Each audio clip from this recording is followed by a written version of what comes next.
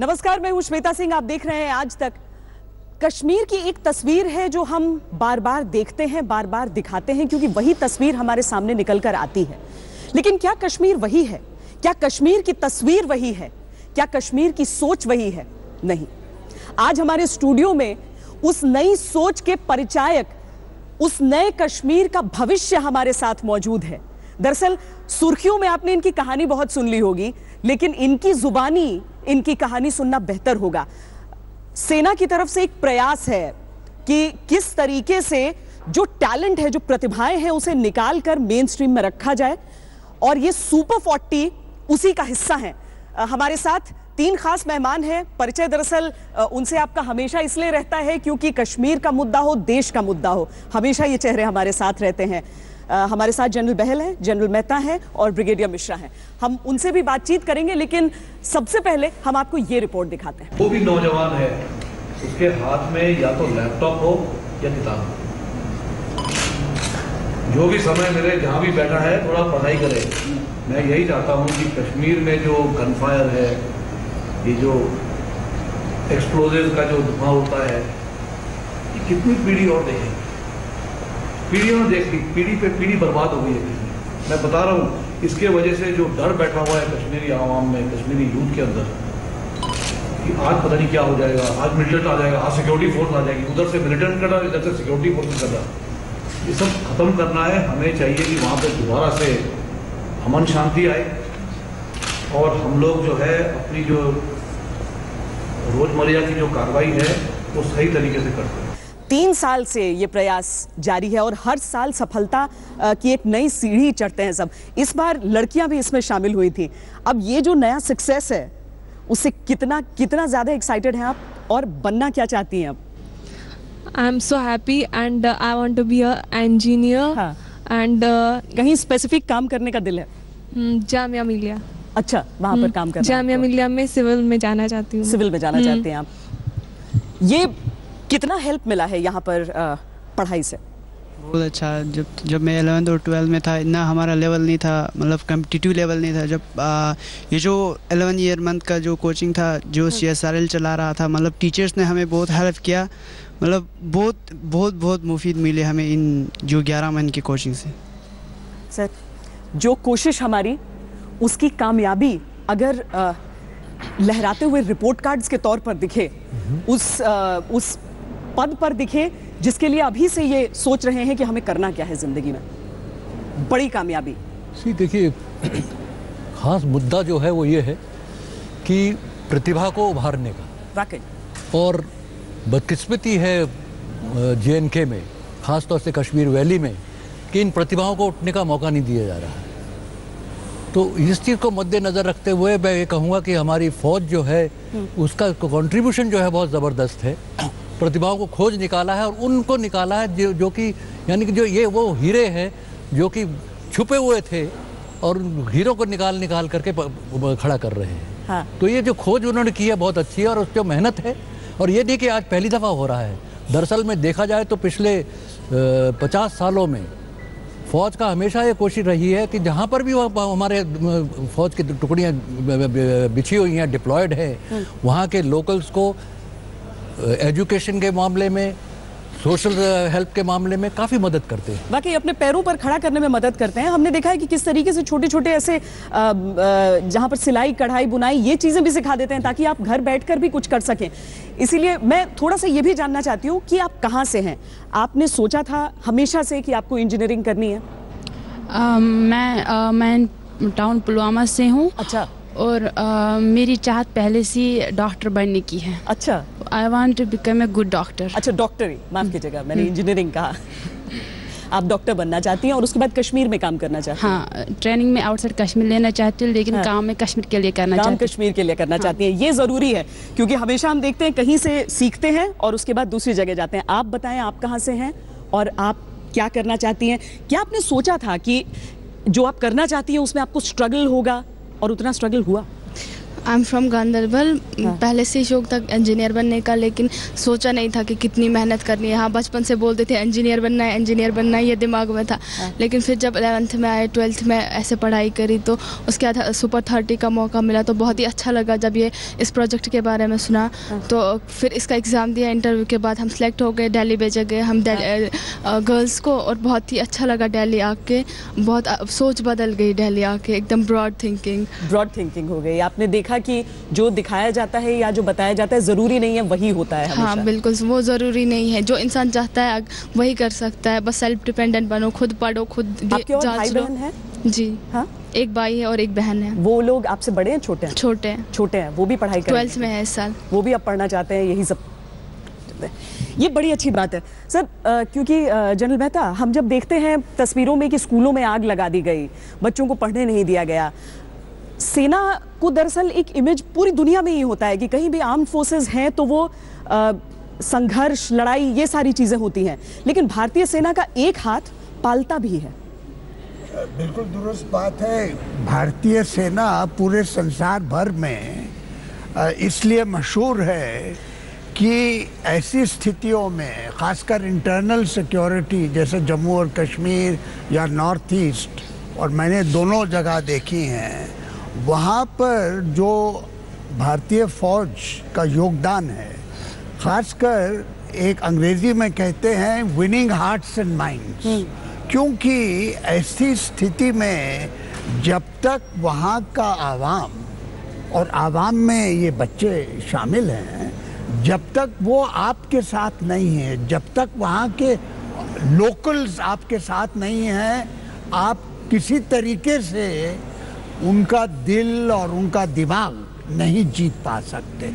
जब तक आप उसको नहीं जीत पाएंगे, तब तक आप जो बाकी का काम है, वो संघर्ष जो उग्रवादियों के साथ है, जो इंसर्जेंसी है, उसको नहीं जीत पाते।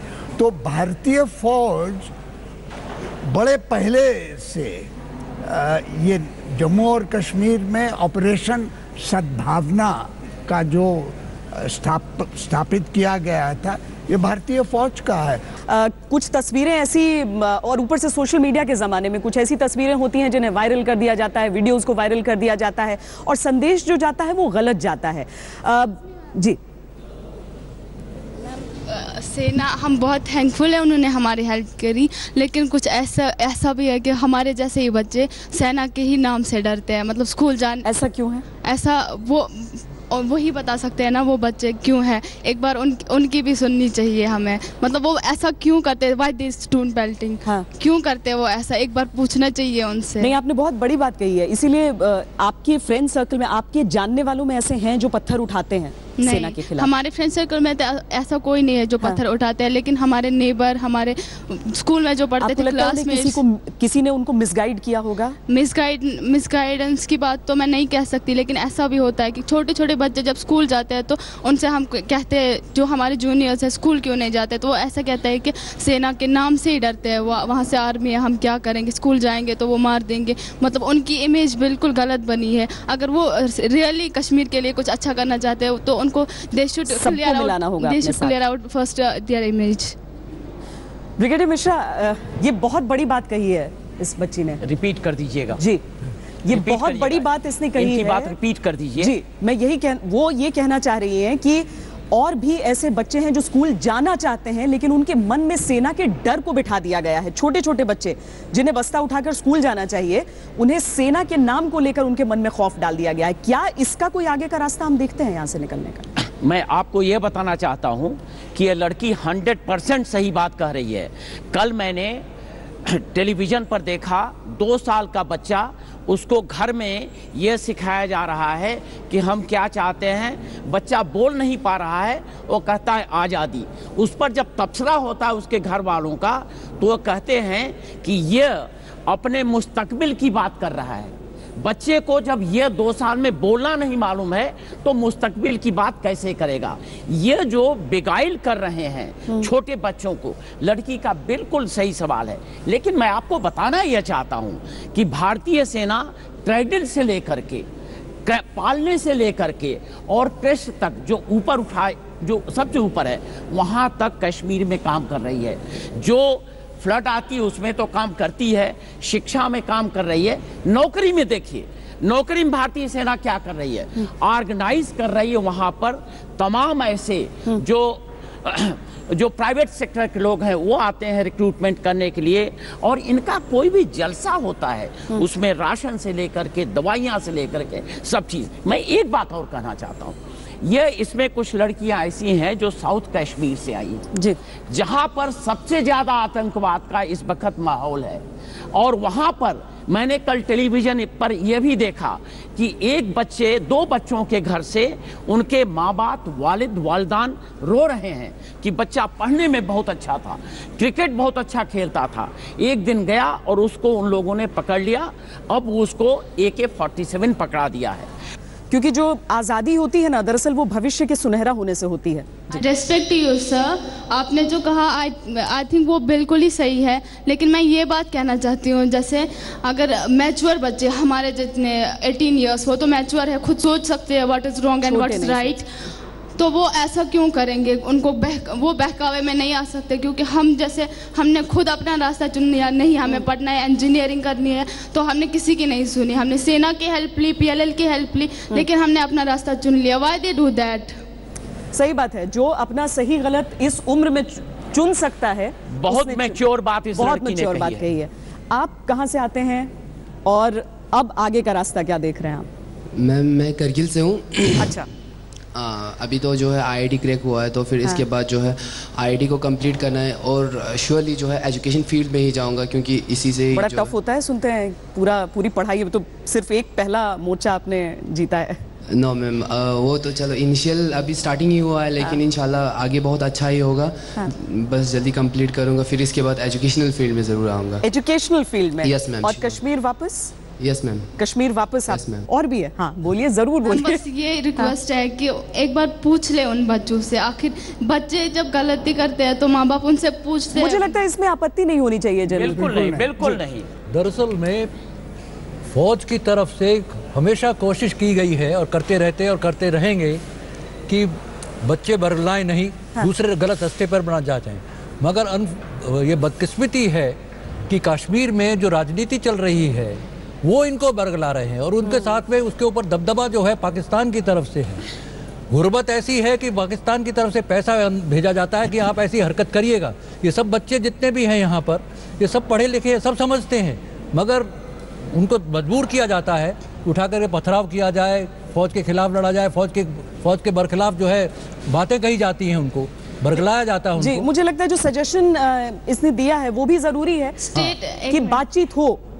उसमें एक प्रॉब्लम है, प्रॉब्लम ये है कि जो वहाँ के लोकल नेता हैं, जो कि कई बार चीफ मिनिस्टर रह चुके हैं, वो लोग ये कह रहे हैं कि ये बच्चों में जुनून है, पत्थर इसलिए फेंक रहे हैं क्योंकि ये मुल्क के लिए फेंक रहे हैं। मैं ये समझता हूँ कि ये एक शह दे रहा है, वो ये नहीं चाहते हैं कि इन बच्चों का भविष्य अच्छा हो, क्योंकि अगर ये बच्चे पढ़ लिख लेंगे, आगे बढ़ जाएंगे, तो उनके बहकावे में नहीं आएंगे। और देखिए, जो बात आपने कही है ना, वो आज तक के जरिए पहुंचेगी उन लोगों तक जिनको आप चाह रही हैं कि वो आएं और बात करें, और बहुत अच्छा सजेशन है आपका। आइए। Thank you. आप मुस्कुरा रहे हैं काफी देर से। हाँ, मेरा नासिर है, आई एम फ्रॉम कारगिल से हूँ। अच्छा। बड़ी खुशी है कि मैंने IIT क्रैक किया। कितनी मेहनत करनी पड़ी? बहुत मेहनत की मैम। कि वहाँ ऐसी सिचुएशन नहीं था कि घर पे कौन कौन है?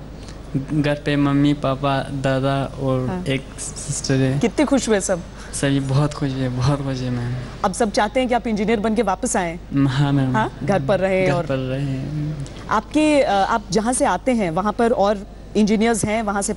और इंजीनियर में ही अपने ब्लॉक में पहला IIT। अरे वेरी नाइस। इसलिए सभी बहुत खुशी है, पूरे गाँव के सभी बहुत खुशी में। अच्छा, चेहरे पे खुशी झलक रही है, वो चेहरे की खुशी भी बता रही है। आप बताइए, आप कहाँ से हैं? मैं कारगिल से हूँ। आप भी कारगिल से?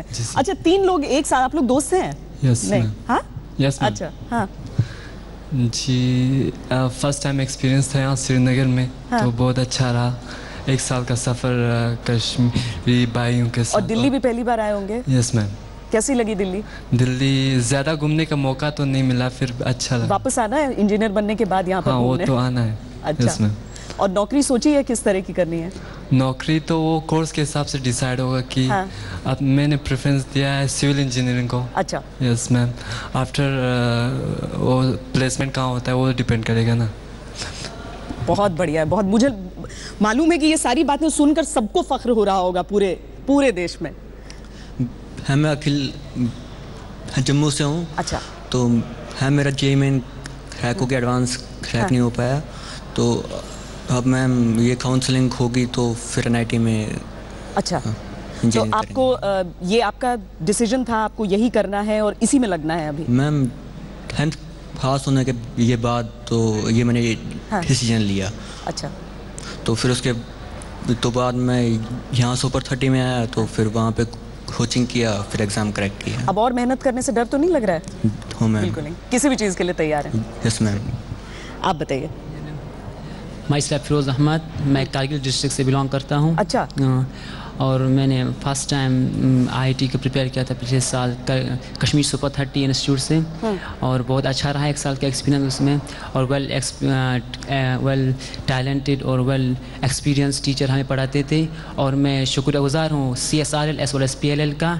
उन्होंने हमारा भरपूर साथ दिया और मैं उनका बहुत शुक्रगुजार हूँ। कहानी जब हम पढ़ते हैं करगिल युद्ध से ठीक पहले, जब एक छोटी सी बच्ची थी जो अनाथ थी और उन्होंने उसका पूरा देखभाल किया, आज भी उनके पेरेंट्स उनकी शहादत के बावजूद कि अब कैप्टन विजयन थापर नहीं है, लेकिन उनके पेरेंट्स जाते हैं वहां पर उस लड़की का पूरा ख्याल रखते हैं। ऐसा है कि